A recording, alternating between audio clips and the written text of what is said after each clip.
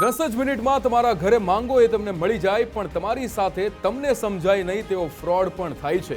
Quick commerce આ ઈ કોમર્સની એવી category છે જેમાં ઝડપને વધુ મહત્વ આપવામાં આવે છે, પણ ભાવનું શું? હવે તમે કહેશો કે ઝડપી આપે છે તો ભાવ તો લેવાના જ, પણ એવું નથી. ક્વિક કોમર્સના નામે તમારી સાથે એવો ફ્રોડ થાય છે જે તમારા મગજ સાથે રમીને કરવામાં આવે છે, અને જેને કહેવાય છે ડાર્ક પેટર્ન. તો આજનું જાણવા જેવુંમાં હું તમને સમજાવું છું કે આ ડાર્ક પેટર્ન શું છે અને તેને શું લેવા દેવા છે ક્વિક કોમર્સ એપ્લિકેશનની સાથે. નમસ્કાર, હું છું વિક્રમ, અને ડાર્ક પેટર્નને સમજીએ તે પહેલા સમજીએ કે ઓનલાઈન જે પણ વસ્તુઓ તમે કરો છો, ઓનલાઈન શોપિંગથી લઈને રીલ્સ જોવા સુધી, તમને લાગે છે આ તમે કરો છો, પણ ના, આ તમારી પાસે કરાવે છે અલ્ગોરિધમ. રાજેન્દ્ર શુક્લ કહે છે એમ કે અહીં પહોંચ્યા પછી આટલું સમજાય છે, કોઈ કંઈ કરતું નથી, આ તો બધું થાય છે, અને થાય છે બધું અલ્ગોરિધમની મદદથી. તમને શું ગમે છે, તમે શું ખરીદશો, તમે શું સર્ચ કર્યું, આ બધું જ ભેગું થઈને બનાવે છે એક અલ્ગોરિધમ, જે તમને તેના વશમાં કરીને ક્યારેક 5 મિનિટ રીલ જોવામાં ટાઈમને 50 મિનિટ પણ કરાવી શકે છે, અને 2 વસ્તુ ખરીદવા એપ્સ ખોલો તો 20 વસ્તુ પણ ખરીદવા મજબૂર કરાવી શકે છે. હવે હું તમને સમજાવું કે ડાર્ક પેટર્ન છે શું. ડાર્ક પેટર્ન એક એવી ડિઝાઇનની ટ્રીક છે જેનો ઉપયોગ વેબસાઇટ્સ, એપ્લિકેશન્સ અથવા ડિજિટલ ઇન્ટરફેસમાં થાય છે. જેમ કે છુપાયેલા ચાર્જ તમને બતાડવામાં ન આવે, તમને કોઈ ટાઈમર બતાડવામાં આવે, અથવા એવું બતાવે કે છેલ્લા 3 પીસ જ બાકી છે, પણ એવું હોય નહીં. કે પછી એવું કહેવામાં આવે કે 100 રૂપિયાની વસ્તુ ખરીદો, ડિલિવરી તમને ફ્રી મળશે. આવી અનેક ટ્રીક કરવામાં આવે જે સીધું જ તમને સાયકોલોજીકલી નકામી વસ્તુઓ અથવા વધુ વસ્તુઓ ખરીદવા પ્રેરિત કરે છે. સરકારે ગ્રાહકોના નિર્ણય લેવા પર પ્રભાવ પાડવા માટે ડાર્ક પેટર્નનો ઉપયોગ કરવા બદલ ઝેપ્ટો, રેપિડો, ઉબેર અને ઓલા સહિત 11 કંપનીઓને નોટિસ ફટકારી છે. તમામ ઈ કોમર્સ અને ઓનલાઈન પ્લેટફોર્મ્સને ડાર્ક પેટર્ન પર સરકારની માર્ગદર્શિકાનું પાલન કરવા જણાવ્યું હતું. નવેમ્બર 2023માં ગ્રાહક સુરક્ષા અધિનિયમ હેઠળ સેન્ટ્રલ કન્ઝ્યુમર પ્રોટેક્શન ઓથોરિટીએ ડિજિટલ અને ઓફલાઈન પ્લેટફોર્મ પર 13 ડાર્ક પેટર્ન ઓળખી કાઢ્યા છે, જેમાંથી જે રોજ તમે જોતા જશો એવા હું તમને જણાવું.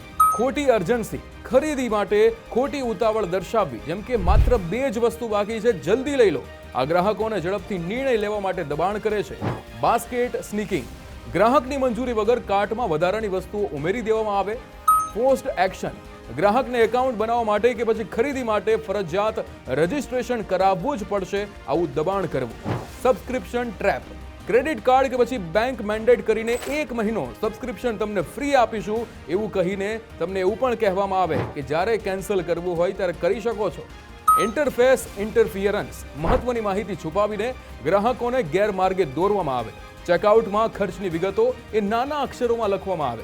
ડ્રીપ પ્રાઇઝિંગ, ચેકઆઉટ સુધી વધારાના ખર્ચ છુપાવવા, જેમ કે ડિલિવરી ફી, ગ્રાહકોને અંતે વધુ ચૂકવણી કરવી પડતી હોય છે.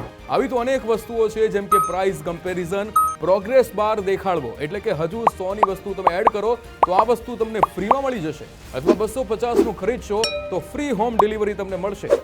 આપણે ન જોઈએ એવી વસ્તુઓ ખરીદવા લાગતા હોઈએ છીએ, અને એટલે જ આ તમારી સાથે થતો ઇનડાયરેક્ટ ફ્રોડ છે.